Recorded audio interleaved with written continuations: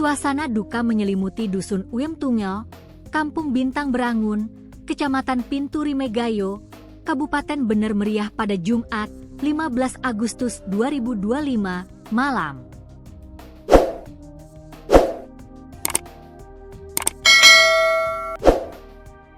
Pasalnya, seorang anak berinisial T, 30, ditemukan meninggal dunia setelah mengalami luka bacok yang diduga dilakukan oleh ayah kandungnya sendiri, S, 48.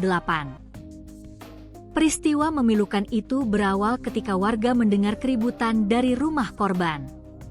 Salah seorang saksi segera melapor kepada perangkat dusun. Imam dusun bersama kepala dusun kemudian mendatangi rumah tersebut. Setibanya di tempat kejadian, mereka mendengar pelaku menghubungi keluarganya sambil menangis mengaku telah melukai anaknya.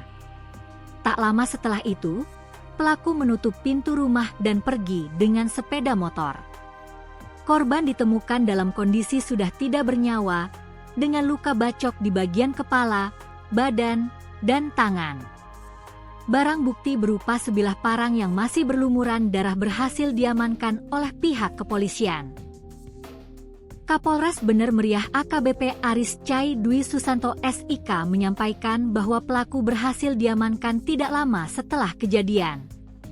Saat ini, S sudah berada di Mapolres Bener Meriah untuk menjalani pemeriksaan lebih lanjut. Kasus ini sangat memprihatinkan karena melibatkan hubungan ayah dan anak.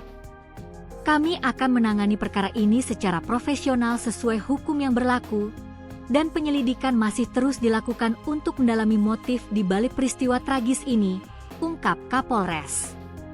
Jenazah korban telah dibawa ke RSUD Muyangkute untuk dilakukan visum et repertum, sementara pihak kepolisian masih memeriksa sejumlah saksi dan melengkapi berkas perkara guna diproses ke tahap selanjutnya.